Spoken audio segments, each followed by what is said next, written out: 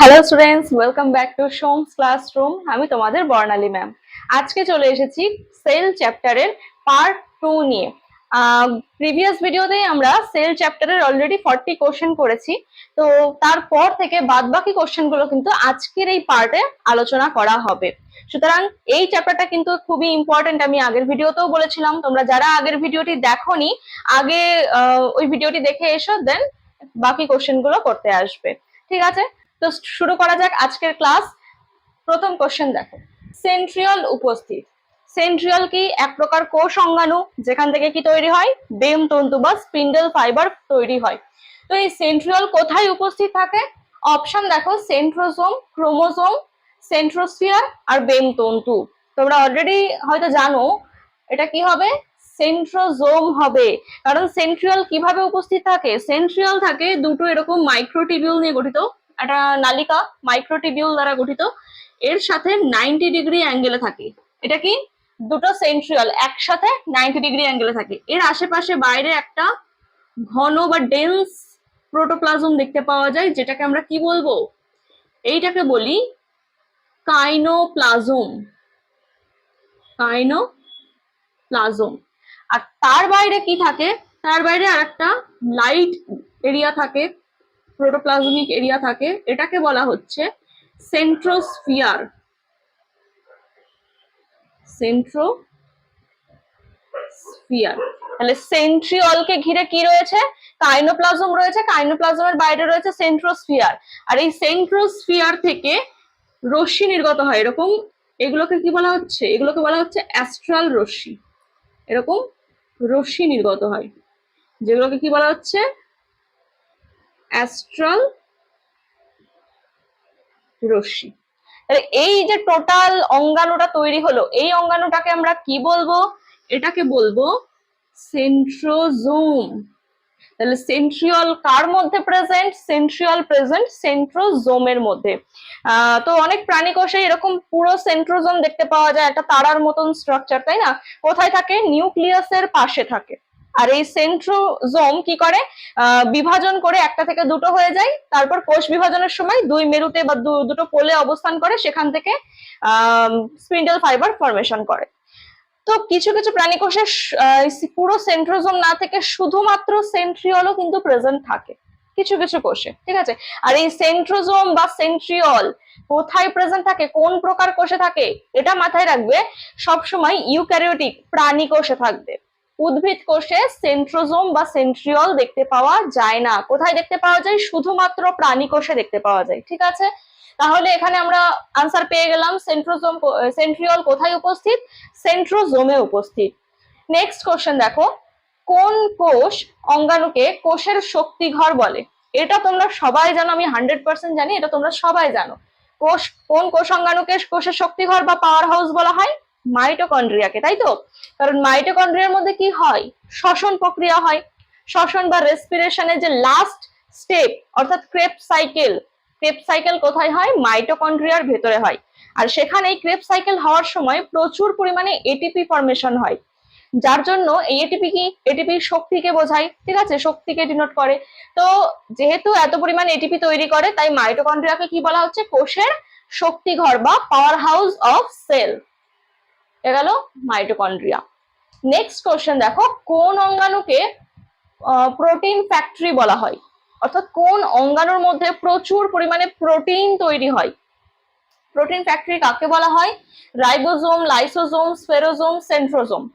Centrosome কি করে? আমরা একটু দেখলাম, স্পিন্ডেল ফাইবার তৈরি করে, বেম তন্তু গঠন করে, তাই না? এটা তো নয়। স্ফেরোজোমও নয়। লাইসোজোম তো আত্মঘাতী থলি বা সুইসাইডাল ব্যাগ। আর রইল পরে রাইবোজোম। এর আগে আমরা কোশ্চেন করেছিলাম, তাই না? রাইবোজোম কি কাজে সাহায্য করে? প্রোটিন সংশ্লেষ করতে সাহায্য করে। তাহলে প্রোটিন ফ্যাক্টরি আমরা কাকে বলবো? রাইবোজোমকে বলবো। কারণ রাইবোজোমের মধ্যে কি থাকে? আমি আগেও বলেছিলাম, আর একবার বলে দিই, এটা যদি একটা রাইবোজোম হয়, রাইবোজোমের মধ্যে রাইবোজোম কিছু আরএনএ, কি প্রকার আরএনএ? আরএনএ আর কিছু প্রোটিন নিয়ে গঠিত। আরএনএ আর প্রোটিন দ্বারা গঠিত। আর প্রোটিন তৈরি করতে গেলে, যে কোনো প্রোটিন তৈরি করতে গেলে কি কি প্রয়োজন? 3 প্রকার আরএনএ প্রয়োজন। RRNA, tRNA mRNA. তো আরআরএনএ কার মধ্যে থাকবে? রাইবোজোমের মধ্যে থাকবে। সুতরাং রাইবোজোম ছাড়া কিন্তু প্রোটিন তৈরি করা সম্ভব নয়। তাহলে প্রোটিন ফ্যাক্টরি আমরা কাকে বলবো? রাইবোজোমকে বলবো। নেক্সট কোশ্চেন দেখো, কোন অঙ্গাণু অ্যাক্রোজোম গঠনে অংশ নেয়? তোমরা অনেকেই হয়তো জানো না অ্যাক্রোজোম কি, সেটা আগে বলি। অ্যাক্রোজোম হচ্ছে পুরুষদের যে জনন তন্ত্রে যে গ্যামেট উৎপাদন হয়, অর্থাৎ শুক্রাণু উৎপাদন হয়, এই শুক্রাণুর মধ্যে অ্যাক্রোজোম টুপি প্রেজেন্ট। আমরা যদি মানুষের শুক্রাণু দেখি কেমন দেখতে হবে, শুক্রাণুর মস্তকটা কিন্তু এরকম অ্যাক্রোজোম থাকে, দিয়ে এখানে নেক পোর্শন থাকে, এটা মধ্যাংশ, আর তারপরে থাকে লেজ। এটা হচ্ছে মানুষের শুক্রাণুর গঠন। তো এই শুক্রাণুর একদম টিপ পোর্শনটা, এইখানটা কিছু উৎসেচক সমন্বিত একটা অংশ দেখতে পাওয়া যায়, যেটাকে কি বলা হচ্ছে?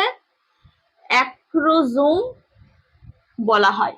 তো এটা জানতে চেয়েছে যে এই অ্যাক্রোজোম, শুক্রাণুর এই অ্যাক্রোজোমটা কোন অঙ্গাণু তৈরি করে। কারণ এই শুক্রাণুটা কি একটা গোলাকার কোষ থেকে, মানে এরকম একটা কোষ থেকেই কিন্তু এই শুক্রাণু তৈরি হয়েছে। তো কোষের প্রত্যেকটা অঙ্গাণু কিন্তু এখানে সজ্জিত হয়েছে, সব অঙ্গাণু নয়, মাইটোকন্ড্রিয়া থাকে এখানে, ঠিক আছে, নিউক্লিয়াস থাকে এখানে, এখানে সেন্ট্রিওল থাকে, এই যে সেন্ট্রিওল এখানে থাকে। তো বেশ কিছু অঙ্গাণু এই শুক্রাণুর মধ্যে থাকে, আর বাকি অঙ্গাণু যেগুলো প্রয়োজন নেই সেগুলো বেরিয়ে যায় এই কোষ থেকে। তাহলে এই অ্যাক্রোজোমটা তো কোষের মধ্যে ছিল না, তাহলে কোন অঙ্গাণু অ্যাক্রোজোম তৈরি করলো? অ্যাক্রোজোম তৈরি করে গলগি বডি। কি বললাম? অ্যাক্রোজোম তৈরি করে কে? অ্যাক্রোজোম কিসের রূপান্তর? Golgi body. গলগি বডি রূপান্তরিত হয়ে এই অ্যাক্রোজোম তৈরি করে, যার মধ্যে প্রচুর পরিমাণে উৎসেচক থাকে। ঠিক আছে, তাহলে এখানে আনসার কি হয়ে যাবে? কোন অঙ্গাণু অ্যাক্রোজোম তৈরি করে? যে জিবি। জিবি মানে গলগি বডিকে বোঝাচ্ছে। ঠিক আছে, নেক্সট কোশ্চেন দেখো, ক্লোরোপ্লাস্টের কোথায় ক্লোরোফিল থাকে? ক্লোরোপ্লাস্টের কোথায় ক্লোরোফিল থাকে? আগের দিনই কিন্তু আমরা এই কোশ্চেনটা অলরেডি করেছিলাম। অপশনগুলো দেখে নাও, স্ট্রোমা, গ্রানা, পাইরিনয়েড আর বহিঃপর্দা। বাইরের পর্দায় কি ক্লোরোফিল থাকে? না, বাইরের পর্দাতেও থাকে না, স্ট্রোমাতেও থাকে না, পাইরিনয়েডেও থাকে না। থাকে কোথায়? গ্রানাতে থাকে। গ্রানা স্ট্রাকচারটা কেমন তোমরা জানো? গ্রানা স্ট্রাকচারটা আমি এখানে দেখাচ্ছি। এটা ধরো একটা ক্লোরোপ্লাস্ট। এটা কি? একটা ক্লোরোপ্লাস্ট। ক্লোরোপ্লাস্টের ভেতরে বেশ এরকম প্লেট সমন্বিত কি থাকে, প্লেটের মতন স্ট্রাকচার দেখতে পাওয়া যায়, যেগুলোকে বলা হয় থাইলাকয়েডস। কি বলা হচ্ছে? থাইলাকয়েড বলা হয়। এরকম থাইলাকয়েড অনেকগুলো পরপর সজ্জিত হয়ে এই যে টোটাল সংগঠনটা তৈরি করলে, এই সংগঠনটাকে আমরা কি বলবো? গ্রানা। এটাকে কি বলছি? গ্রানা বলছি। এরকম গ্রানা কিন্তু অনেকগুলো প্রেজেন্ট, একটা কোষে ক্লোরোপ্লাস্টের মধ্যে অনেকগুলো গ্রানা থাকতে পারে, আর এই প্রত্যেকটা গ্রানা পরস্পর স্ট্রোমা ল্যামেলি দ্বারা যুক্ত। এরকম এগুলোকে কি বলছি? এগুলোকে বলছি স্ট্রোমা। নিশ্চয়ই তোমাদের গঠনটা মনে পড়েছে, ক্লোরোপ্লাস্টের গঠন কেমন হয়। তো এই যে গ্রানা রয়েছে, গ্রানার মধ্যে কি বললাম? থাইলাকয়েড রয়েছে। থাইলাকয়েড গুলো কেমন হয়? এরকম থাইলাকয়েডের যে পর্দা রয়েছে, এটা কি একক পর্দা। একক পর্দা মানে প্রোটিন, লিপিড, প্রোটিন ফরমেশনে রয়েছে। এই একক পর্দার মধ্যে কি রয়েছে? একক পর্দার মধ্যে ক্লোরোফিল অণু কিন্তু সজ্জিত থাকে। তাহলে এখানে যেহেতু থাইলাকয়েড অপশন নেই, তাহলে আমরা আনসার কি করব? গ্রানা করব, কারণ থাইলাকয়েড দিয়ে তো গ্রানা তৈরি হচ্ছে। আর এই থাইলাকয়েডের মধ্যে ক্লোরোফিল অণু রয়েছে, তার মানে গ্রানার মধ্যে ক্লোরোফিল অণু রয়েছে।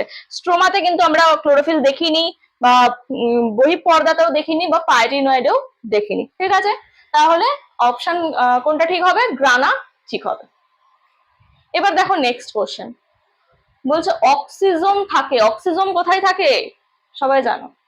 এক বলেছে মাইটোকন্ড্রিয়ার বহিঃপর্দা, এন্ডোপ্লাজমিক রেটিকুলামের গায়ে, মাইটোকন্ড্রিয়ার অন্তঃপর্দা, আর থাইলাকয়েডে। অক্সিজোম বা F0F1 বস্তু কোথায় দেখতে পাওয়া যায়? মাইটোকন্ড্রিয়ার অন্তঃপর্দায় দেখতে পাওয়া যায়। এখানে আমি আর ছবি আঁকার জায়গায় রাখিনি, যাই হোক। তো এটা একটা মাইটোকন্ড্রিয়া। মাইটোকন্ড্রিয়ার অন্তঃপর্দা কি হয়? এরকম ক্রিস্টি ফরমেশন করে, মনে আছে? এরকম কি ফরমেশন করে? এগুলোকে বলা হয় ক্রিস্টি। আমি অর্ধেক মাইটোকন্ড্রিয়া এঁকেছি, ঠিক আছে, পুরোটা আঁকিনি। তো এই ক্রিস্টির গায়ে কি থাকে? এরকম ছোট ছোট টেনিস খেলার র্যাকেটের মতন অংশ দানা দেখতে পাওয়া যায়, যেগুলোকে বলা হচ্ছে কি? এগুলোকেই বলা হচ্ছে অক্সিজোম। অক্সিজোমের আর একটা নাম কি? F0F1 কণাও বলা হয়ে থাকে। ঠিক আছে, তাহলে কোথায় অবস্থিত? মাইটোকন্ড্রিয়ার বহিঃপর্দায়? না।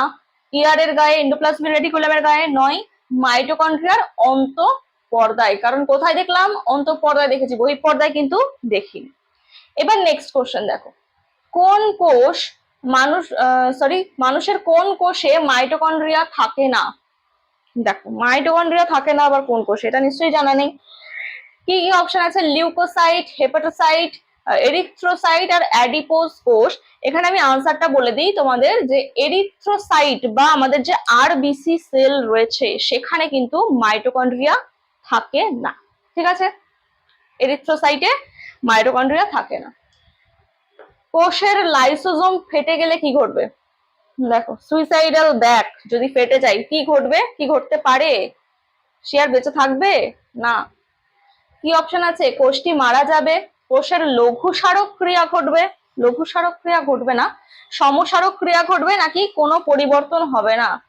তো লাইসোজোমের মধ্যে কি থাকে? লাইসোজোমের মধ্যে থাকে 50 রকমের আদ্র বিশ্লেষক উৎসেচক। ঠিক আছে, এই উৎসেচক গুলো খুব কম পরিমাণে রিলিজ হয় বিপাকীয় কাজের জন্য। কিন্তু যদি পুরো লাইসোজোম ফেটে যায়, ঠিক আছে, আমরা যদি ওষুধ যে অল্প পরিমাণে খাচ্ছি, আমরা যদি পুরো 1 বোতল ওষুধ একবারে খেয়ে নিই, বেঁচে থাকবো না, কোষটাও কিন্তু বেঁচে থাকবে না। পুরো লাইসোজোমের সমস্ত উৎসেচক কি করবে? কোষ অঙ্গাণুগুলোর মৃত্যু ঘটাবে, সাথে পুরো কোষটাই মারা যাবে। তাহলে এখানে কি অপশন হয়ে যাবে? কোষটি মারা যাবে। ঠিক আছে, এবার দেখবো নেক্সট কোশ্চেন কি বলছে। লাইসোজোম ফ্যাগোজোমের সাথে যুক্ত হলে তাকে কি বলে? লাইসোজোম কার সাথে যুক্ত হচ্ছে? ফ্যাগোজোম। ফ্যাগোজোম কি? কোষ ফ্যাগোসাইটোসিস পদ্ধতিতে যে কঠিন বস্তু গ্রহণ করে তাকেই বলা হচ্ছে ফ্যাগোজোম।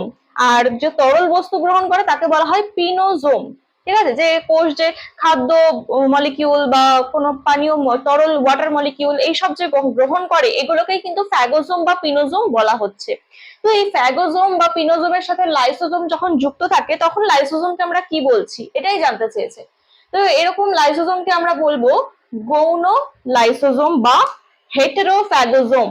দেখো, লাইসোজোমের বহুরূপতা তোমরা নিশ্চয়ই পড়েছো। লাইসোজোমকে কতগুলো রূপে দেখতে পাওয়া যায়? কোষের মধ্যে 4টি রূপে দেখতে পাওয়া যায়। এক হচ্ছে প্রাথমিক লাইসোজোম। প্রাথমিক লাইসোজোম আমরা কাকে বলি? যখন লাইসোজোম সদ্য উৎপন্ন হয়েছে কোষের মধ্যে এবং খুব কম পরিমাণে উৎসেচক দ্বারা গঠিত, সেই প্রকার লাইসোজোমকে আমরা কি বলি? প্রাথমিক লাইসোজোম। এরপর যখন সেটা ফ্যাগোজোম বা পিনোজোমের সাথে যুক্ত হয় তখন তাকে বলছি গৌণ লাইসোজোম বা হেটেরোফ্যাগোজোম। তারপরে কি রয়েছে? রেসিডিউয়াল বডি, আর এক প্রকার লাইসোজোম। এটা কি? এটা যখন কোষের মধ্যে থাকা কিছু অপাচ্য বস্তু, ঠিক আছে, অপাচ্য বস্তুর সাথে লাইসোজোম যখন যুক্ত হয়ে থাকে তখন তাকে বলা হচ্ছে রেসিডিউয়াল বডি। আর লাস্ট ওয়ান কি বলছে? অটোলাইটিক গহ্বর। অটোলাইটিক গহ্বর আমরা কখন বলছি? যখন লাইসোজোম কোনো অর্থাৎ সেল কোষের মধ্যে, নিজের কোষের মধ্যে থাকা কোনো কোষ অঙ্গাণুর সাথে যুক্ত থাকে এবং সেই কোষকে পাচিত করে বা নষ্ট করে দেয়। তো এই সময় তাকে বলা হচ্ছে কি? অটোলাইটিক গহ্বর বা অটোফ্যাগোজোম গহ্বরও বলা হয়ে থাকে। তো এই 4 প্রকার বহুরূপতা কিন্তু লাইসোজোমে দেখতে পাওয়া যায়। ঠিক আছে, এবার দেখো নেক্সট কোশ্চেন কি বলছে। মাইক্রোফিলামেন্ট গঠনকারী প্রোটিন হলো? মাইক্রোফিলামেন্ট কোন প্রোটিন দ্বারা তৈরি? এখানে অপশন দিয়েছে কেরাটিন, অ্যাক্টিন, কিউটিন, টিবিউলিন। তো ফার্স্টে বলি মাইক্রোফিলামেন্ট কি? এক প্রকার তন্তু। ফিলামেন্ট মানে তন্তু, এটা নিশ্চয়ই বুঝতে পেরেছো। তো এরকম মাইক্রোফিলামেন্ট কোথায় থাকে? কোষের মধ্যে থাকে। আর সেইগুলো তন্তুগুলোকে কি বলা হয়? সাইটোস্কেলেটন বলা হয়। তোমরা নিশ্চয়ই পড়েছো সাইটোস্কেলেটন। এটা যদি একটা কোষ হয় তো কোষের যে স্ট্রাকচার মেনটেন করার জন্য কে থাকে? শুধু কিন্তু প্রোটোপ্লাজম বা তরল থাকে না, প্রোটোপ্লাজমের মধ্যে বেশ কিছু এরকম তন্তু থাকে, এরকম শাখা প্রশাখা যুক্ত এরকম বিভিন্ন রকমের তন্তু কিন্তু থাকে। এই তন্তুগুলোকে কি বলা হচ্ছে? সাইটোস্কেলেটন বলা হয়। ঠিক আছে, আমাদের যেমন স্কেলেটাল সিস্টেম রয়েছে, অস্থি রয়েছে, তো আমাদের স্ট্রাকচার মেনটেন করছে, তেমনই কোষের স্ট্রাকচার মেনটেন করছে কে? সাইটোস্কেলেটন। সাইটো মানে সাইটোপ্লাজমকে বোঝাচ্ছে, তো সাইটোপ্লাজমের মধ্যে যে স্কেলেটাল সিস্টেম আছে তাকে বলা হয় সাইটোস্কেলেটন। এই সাইটোস্কেলেটনের মধ্যে 3 প্রকার তন্তু দেখতে পাওয়া যায়। কত প্রকার? 3 প্রকার তন্তু দেখতে পাওয়া যায়। কি কি? এক হচ্ছে মাইক্রোফিলামেন্ট, যেটা আমাদের কোশ্চেনে দিয়েছে। মাইক্রোফিলামেন্ট কোন প্রকার প্রোটিন দ্বারা তৈরি? এটা কিন্তু অ্যাক্টিন প্রোটিন দ্বারা তৈরি, এটা মনে রাখতে হবে যে মাইক্রোফিলামেন্ট কি প্রোটিন দ্বারা তৈরি, অ্যাক্টিন প্রোটিন দ্বারা তৈরি। আর একটা কি প্রকার হয়, মাইক্রোটিবিউল। মাইক্রোটিবিউল এটা হচ্ছে আর এক প্রকার তন্তু। এইটা কি দিয়ে গঠিত হয়, এটা গঠিত হয় টিবিউলিন প্রোটিন দ্বারা, টিবিউলিন প্রোটিন দ্বারা গঠিত হয়। আর লাস্ট ওয়ান হচ্ছে ইন্টারমিডিয়েট তন্তু, ইন্টারমিডিয়েট তন্তু।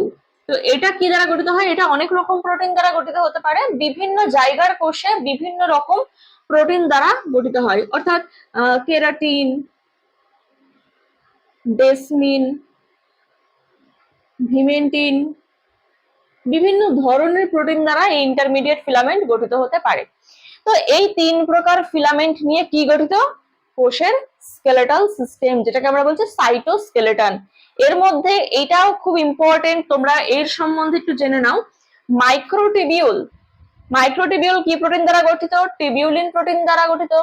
এই মাইক্রোটিবিউল কোথায় দেখতে পাওয়া যায় বলতো, প্রোক্যারিওটিক কোষের যে ফ্লাজেলা তৈরি হয়, সেই ফ্লাজেলা কি দ্বারা তৈরি হয়, এই মাইক্রোটিবিউল দ্বারা। যে কোনো কোষে যে সিলিয়া বা চলনাঙ্গ দেখতে পাওয়া যায়, সিলিয়া কি দ্বারা গঠিত হয়, মাইক্রোটিবিউল দ্বারা। মানুষের পুরুষের জননের সময় কি হয়, শুক্রাণু গঠিত হয়, অর্থাৎ গ্যামেট গঠিত হয়। এই শুক্রাণুর যে লেজ, সেটা কি দিয়ে গঠিত হয়, মাইক্রোটিবিউল দ্বারা গঠিত হয়। আর কোষ বিভাজনের সময় যে বেম তন্তু বা স্পিন্ডল ফাইবার তৈরি হচ্ছে, একটু আগে আমি বলেছি সেন্ট্রোজোম থেকে তৈরি হয়। তো সেন্ট্রোজোম থেকে যে স্পিন্ডল ফাইবার বা বেম তন্তু গঠিত হচ্ছে, এই বেম তন্তু কি, মাইক্রোটিবিউল। তো এই মাইক্রোটিবিউলের কিন্তু প্রচুর কাজ রয়েছে, আর এটা খুবই ইম্পর্টেন্ট, যেটা 13টা প্রোটোফিলামেন্ট দ্বারা গঠিত, ঠিক আছে। তো এটা কিন্তু জেনে রাখবে। তো এটা গেল সাইটোস্কেলেটন। আর আমাদের যেহেতু এখানে কোশ্চেন কি বলেছে, মাইক্রোফিলামেন্ট গঠনকারী প্রোটিন কোনটা, আমরা জেনে গেছি অ্যাক্টিন প্রোটিন দ্বারা গঠিত। এবার দেখো নেক্সট কোশ্চেন কি বলছে, সেন্ট্রোজোমের প্রধান কাজ। সেন্ট্রোজোমের কাজ কি, আমি বলে দিয়েছি অলরেডি। সেন্ট্রোজোম কি করে, স্পিন্ডল ফাইবার ফর্মেশন করে। তো এখানে কি কি অপশন আছে, কোষ বিভাজন, অসমোরেগুলেশন, শ্বসন, প্রোটিন সংশ্লেষ। কোনটা হবে, তোমরা জানো কোষ বিভাজন, কারণ স্পিন্ডল ফাইবার কি তৈরি করতে সাহায্য করে, কোষ ক্রোমোজোম গুলো দুপাশে ডিটাচ হয়ে যায়, অর্ধেক অর্ধেক করে দিয়ে সেল ডিভাইড হয়ে যায়। তো সেন্ট্রোজোমের প্রধান কাজ কি, সেল ডিভিশন বা কোষ বিভাজন। এইবার দেখো নেক্সট কোশ্চেন কি বলছে, ইলেকট্রন মাইক্রোস্কোপে আলোর উৎস হলো, অর্থাৎ যে মাইক্রোস্কোপে আমরা স্কুলে দেখেছি, নিশ্চয়ই তোমরা সবাই দেখেছো মাইক্রোস্কোপ। সেই মাইক্রোস্কোপে আমরা যে কোনো ক্ষুদ্র বস্তু দেখতে পাই, তাই না, যেগুলো আমরা খালি চোখে দেখতে পাই না, সেগুলো কিন্তু মাইক্রোস্কোপে দেখতে পাই। তো মাইক্রোস্কোপে দেখার জন্য একটা নির্দিষ্ট লাইট বা আলো প্রয়োজন। তো আলোটা কোথা থেকে পাওয়া যায়, ইলেকট্রন মাইক্রোস্কোপে যে আলো ইউজ করা হয় সেটা তার উৎস কি, ইনফ্রারেড, ইলেকট্রন বিম, অতিবেগুনি, নাকি কোনোটিই নয়। তো জেনে রাখো ইলেকট্রন মাইক্রোস্কোপে কিন্তু ইলেকট্রন রশ্মি কাজে লাগানো হয়, এটাই আলোর উৎস হিসেবে কাজ করে। তবে বর্তমানে যে মাইক্রোস্কোপ গুলো রয়েছে সেখানে কিন্তু নিচে যে মিরর বা যে কোনো এলইডি লাইট ইউজ করা হচ্ছে, তো এখন কিন্তু অন্য লাইট ইউজ করা হয়। নেক্সট, ইলেকট্রন অণুবীক্ষণ যন্ত্রের সর্বাধিক বিবর্ধন হলো, বিবর্ধন এখানে অপশন দেখো 20,000, 2 lakhs and 20,000। কি হয়ে যাবে আগে জেনে নাও, বিবর্ধন জিনিসটা কি, বিবর্ধন বা ম্যাগনিফিকেশন। যে কোনো মাইক্রোস্কোপের ম্যাগনিফিকেশন রয়েছে। ম্যাগনিফিকেশন মানে কি, কোনো বস্তুকে আমরা কতটা জুম করে দেখতে পারি। তোমরা ফোনে করো না, যে কোনো ছবিকে বা ইমেজকে জুম করে দেখতে পারো, ছোট জিনিসকে। তো মাইক্রোস্কোপেও জিনিসটাকে কিন্তু আমরা জুম করে করে দেখতে পারি। তো সর্বাধিক কতটা জুম করা যায়, সর্বাধিক 2 লক্ষ ম্যাগনিফিকেশনে জুম করা যায়। তো এই ম্যাগনিফিকেশন কিভাবে বার করা হয়, দেখবে তোমরা যখন মাইক্রোস্কোপে দেখো ওপরে একটা কি থাকে, যেখানে চোখ রেখে দেখা হয় সেটাকে বলা হয় আইপিস। তো ওপরে যেটাতে আমরা চোখ দিয়ে দেখছি সেটাকে কি বলা হচ্ছে, এটাকে বলা হচ্ছে আইপিস, ঠিক আছে। তো এই আইপিস দিয়ে আমরা কি দেখছি, এখান থেকে দেখছি। তো আইপিস তারপরে এখানে নেমে এসে কি থাকে, এখানে কতগুলো অবজেক্টিভ কিন্তু দেখতে পাওয়া যায়, তাই না। আর এখানে কি থাকে, একটা স্টেজ থাকে যেখানে স্লাইড রেখে তোমরা দেখো। তো এখানে যে বস্তুটা রয়েছে সেটা কি, ধরো এই অবজেক্টিভ দিয়ে দেখছি, এটাকে কি অবজেক্টিভ বলা হচ্ছে। এই অবজেক্টিভে এর মান হচ্ছে ধরে নাও 10x, ঠিক আছে। আর যে আইপিসটাই দেখছি তারও লেন্সটার ম্যাগনিফিকেশন কত, 10x। তো এই দুটো আইপিস ইন্টু অবজেক্টিভ, এই দুটো গুণ করলে কি বের হয়, ম্যাগনিফিকেশন বের হয়। তাহলে 100x ম্যাগনিফিকেশনে আমরা বস্তুটাকে দেখছি। তো এখানে আমি অবজেক্টিভ চেঞ্জ করতে পারি। তোমরা দেখবে ওই 10x যেটা, সেটাকে বলা হয় লো পাওয়ার। লো পাওয়ারে আমরা ছোট দেখি, যখন বলা হবে হাই পাওয়ারে দিতে, তো হাই পাওয়ার অবজেক্টিভ দিয়ে দেখতে হবে, মানে এটাকে আমরা ঘোরাতে পারি। হাই পাওয়ার অবজেক্টিভ নিয়ে চলে এলাম, 45x হতে পারে, তারপরে 100x হতে পারে, 100x থেকে 200, মানে অনেক বাড়ানো যেতে পারে অবজেক্টিভ। তো আইপিসও কিন্তু বাড়ানো যেতে পারে, 10x এর জায়গায় 15x হতে পারে। তো এই আইপিস আর অবজেক্টিভ গুণ করলে যে মানটা আসছে সেটা হচ্ছে টোটাল ম্যাগনিফিকেশন।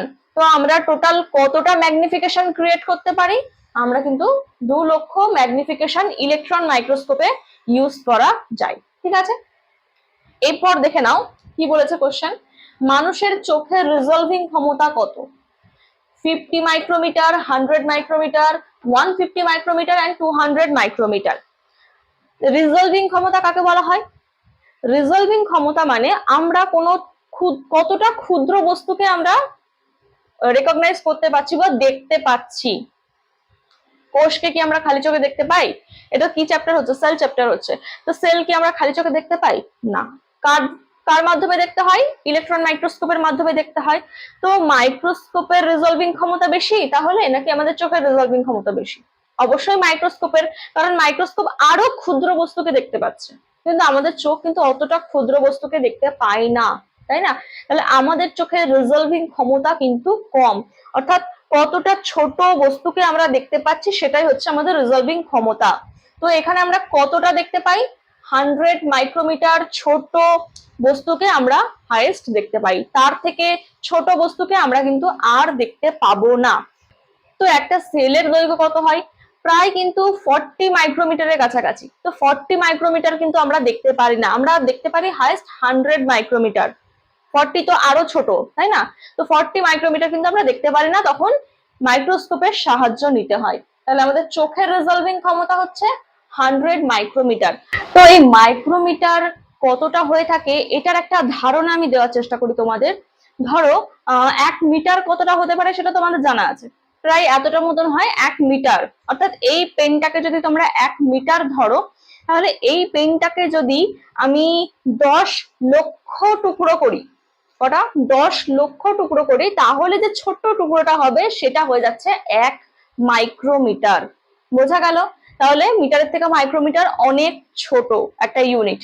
তো 100 মাইক্রোমিটার জিনিস কিন্তু আমরা দেখতে পাই। ঠিক আছে, এরপর আসি ইলেকট্রন অনুবীক্ষণ যন্ত্রের রিজলভিং ক্ষমতা কত? তো এদের রিজলভিং ক্ষমতা কত হবে? আমাদের থেকে বেশি হবে। তো কারণ এরা আরো ছোট ইউনিট দেখতে পায়। তো কতটা ছোট ইউনিট দেখতে পায়? এরা আবার আংস্ট্রমে দেখতে পায়। আংস্ট্রম কিন্তু মাইক্রোমিটারের থেকে আরো ছোট জিনিস। তো কত আংস্ট্রম আমি আগে বলে দিই। 1 আংস্ট্রম বস্তুকে কিন্তু ইলেকট্রন মাইক্রোস্কোপের মাধ্যমে দেখতে পাওয়া যায়, অর্থাৎ এটা এর রিজলভিং ক্ষমতা। তো মাইক্রোমিটার বড় না অ্যাংস্ট্রম বড়? মাইক্রোমিটার বড়, অ্যাংস্ট্রম ছোট, কারণ ইলেকট্রন মাইক্রোস্কোপের সাহায্যে আমরা অনেক ছোট বস্তু দেখতে পাই।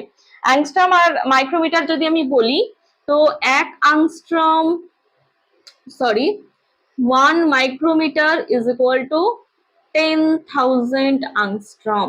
অর্থাৎ 1 মাইক্রোমিটারকে যদি আমরা আরো 10,000 খণ্ডে ভাগ করি, তাহলে যে ছোট টুকরো হবে সেটা হয়ে যাচ্ছে 1 আংস্ট্রম। বোঝা গেল?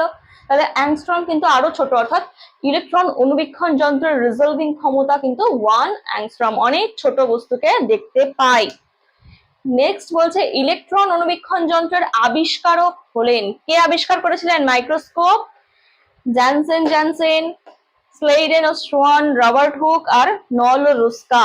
জেনে নাও, এটা হচ্ছে নল ও রুস্কা হবে। ঠিক আছে, এবার দেখো নেক্সট কোশ্চেন কি বলছে।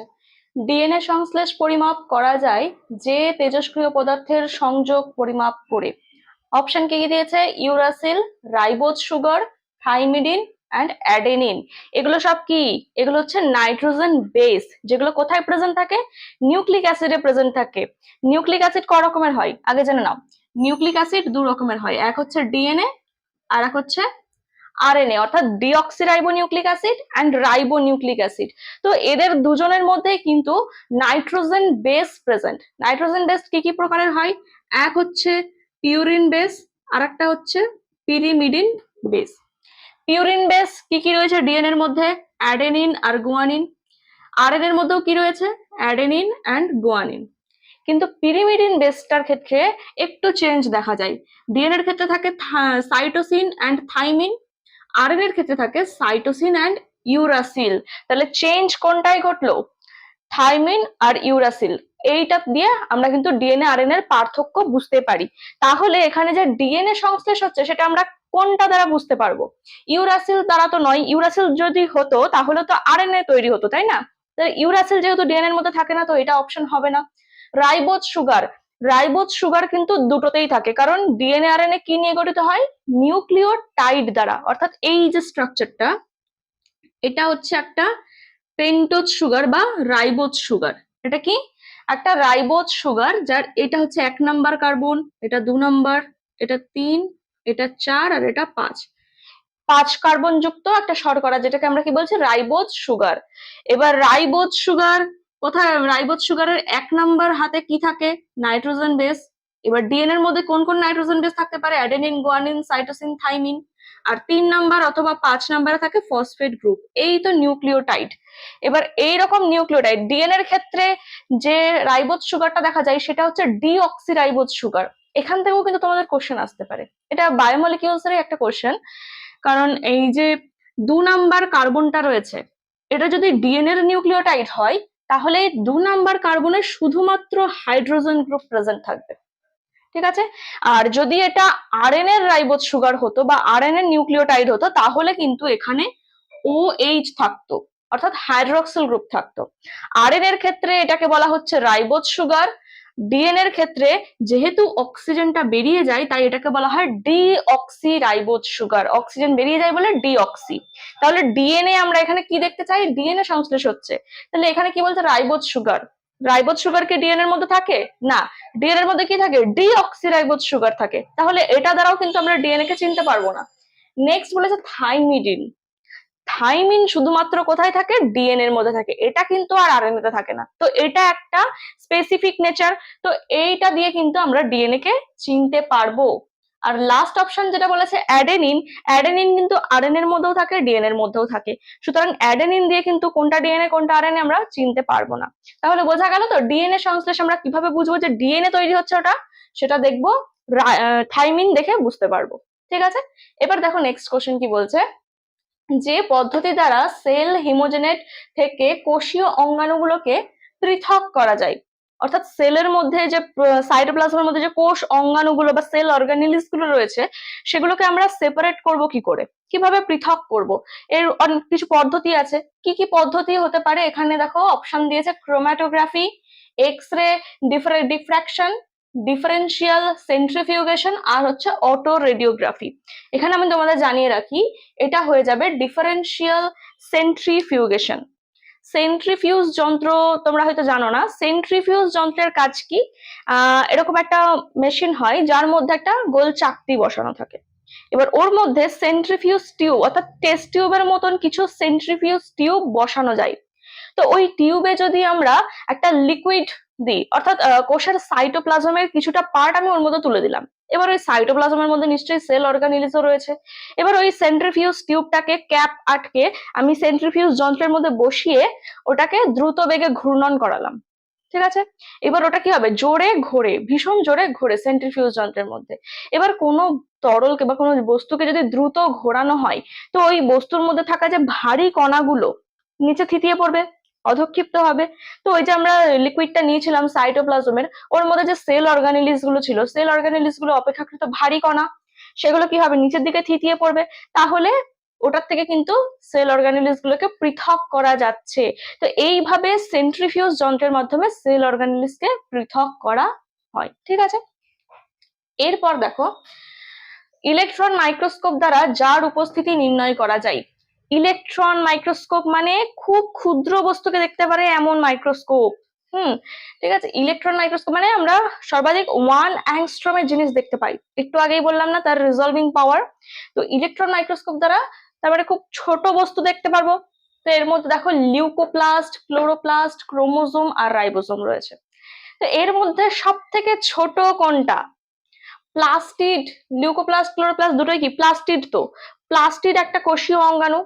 প্লাস্টিড কিন্তু যথেষ্ট বড় তুলনামূলক রাইবোজোমের থেকে, কারণ তোমরা যদি প্লাস্টিডের গঠন পড়ে থাকো, ক্লোরোপ্লাস্টের গঠন, দেখবে ক্লোরোপ্লাস্টের ভেতরেও কিন্তু রাইবোজোম কণা থাকে।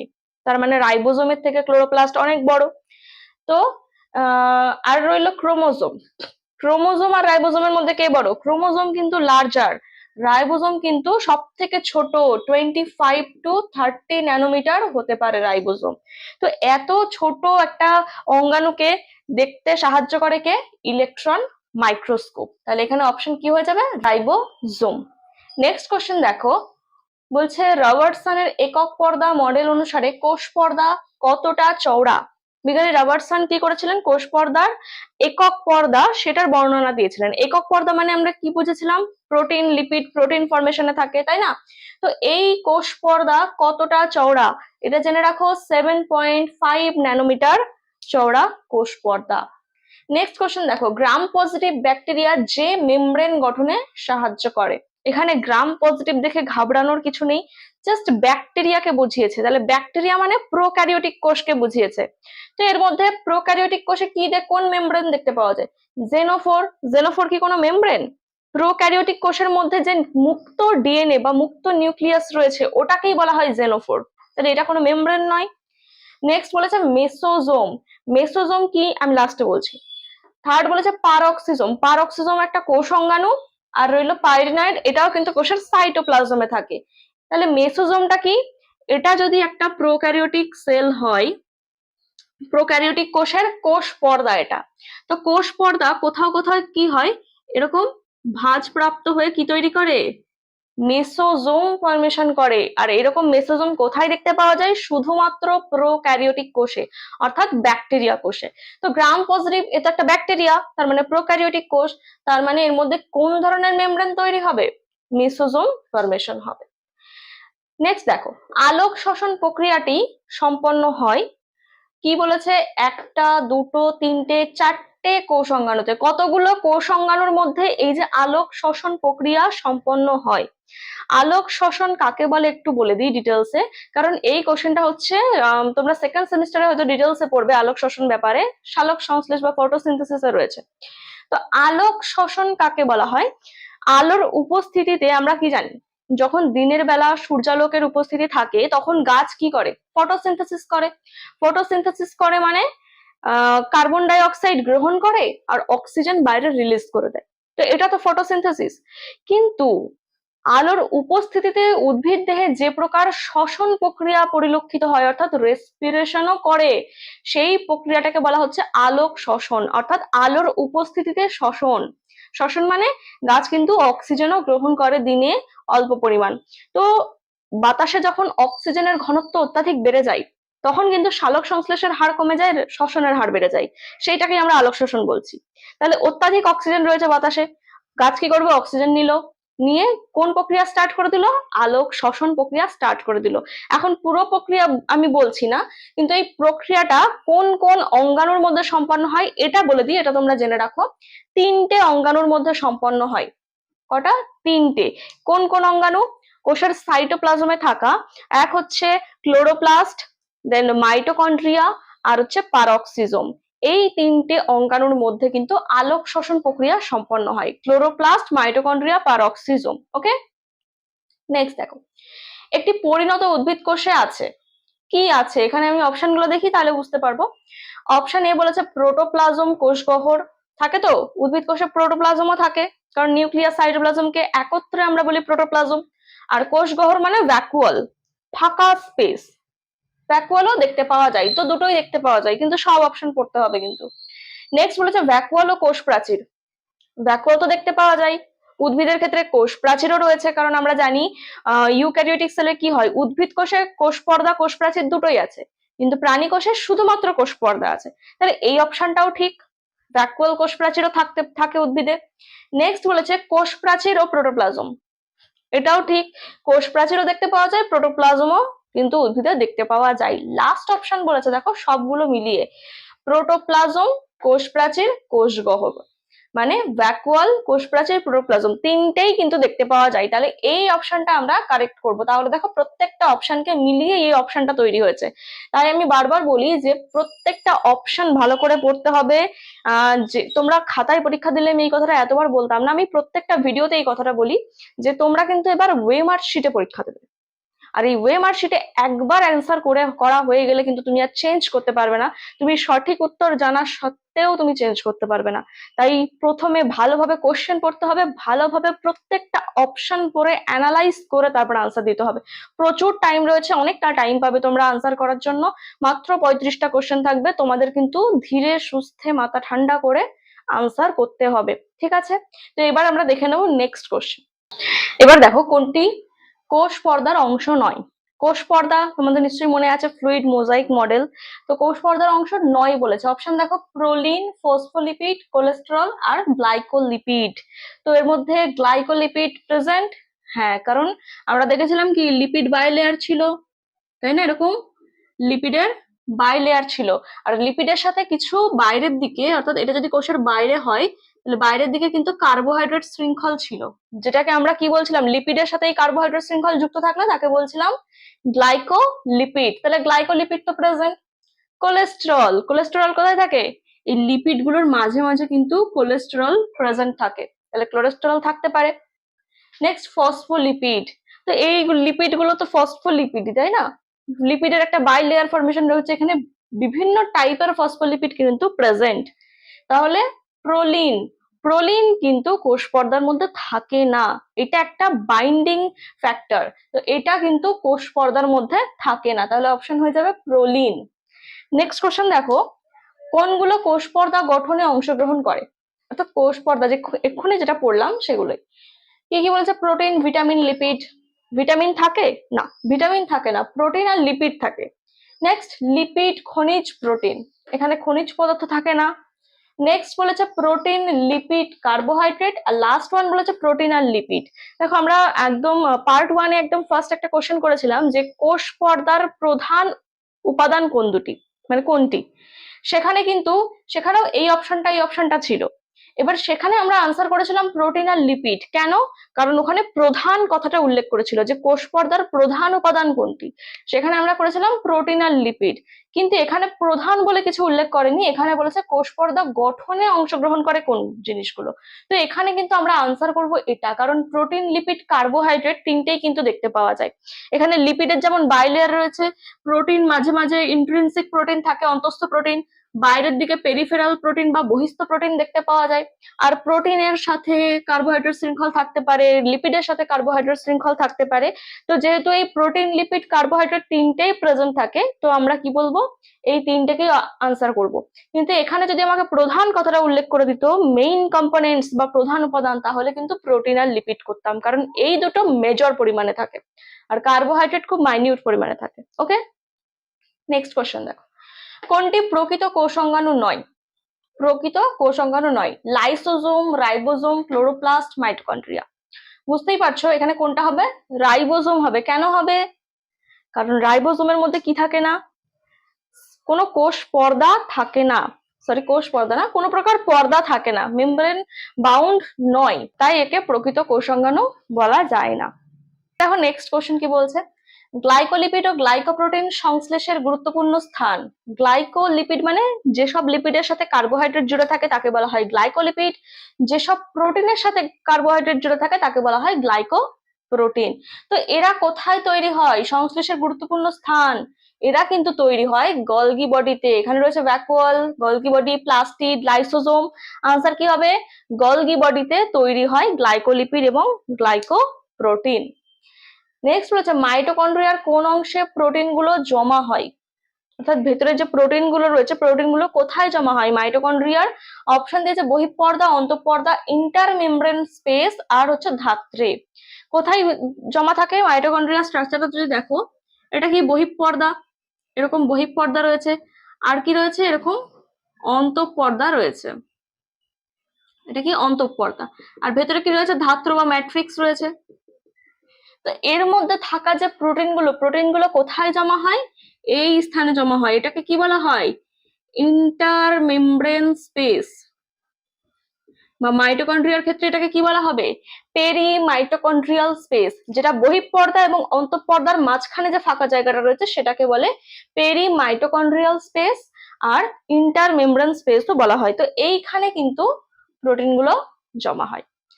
লাস্ট কোশ্চেন দেখো, কোনটি দ্বারা ইকোলাই ও ক্ল্যামাইডোমোনাসের পার্থক্য নিরূপণ করা সম্ভব নয়? এখানে কিন্তু সম্ভব নয় বলেছে, কোনটা দ্বারা সম্ভব নয়। ইকোলাই কি, একটা ব্যাকটেরিয়া, ক্লামাইডোমোনাস হচ্ছে এক প্রকার শৈবাল। তো এদের মধ্যে একই রকম স্ট্রাকচার বলতে কি আছে, কোষ পর্দা, দুজনের কোষ পর্দাটা কিন্তু সেম নেচারের। আর যদি বলতো যে এদের পার্থক্য কোনটি দ্বারা করা যায়, তাহলে আমরা চোখ বন্ধ করে কোথায় আনসার করতাম, নিউক্লিয়াসে। কারণ ইকোলাই ব্যাকটেরিয়ার যে নিউক্লিয়াস সেটা কিন্তু ফ্রি ডিএনএ, যেটাকে আমরা জেনোফোর বা নিউক্লিওয়েড বলি। আর ক্ল্যামাইডোমোনাসের যে নিউক্লিয়াস রয়েছে সেটা কিন্তু ওয়েল ডিফাইন্ড নিউক্লিয়াস, মানে মেমব্রেন রয়েছে, ভেতরে নিউক্লিওলাস রয়েছে, ঠিক আছে। তো নিউক্লিয়াস দ্বারা এদের পার্থক্য করা যায়, আর পার্থক্য করা যায় না কোষ পর্দা দ্বারা। তো এখানে আমাদের সেল চ্যাপ্টারটা পুরোপুরি কমপ্লিট হচ্ছে। আশা করব তোমাদের জন্য ক্লাসটা হেল্পফুল হয়েছে, তোমাদের অনেক সুবিধা হবে এমসিকিউ গুলো পড়লে।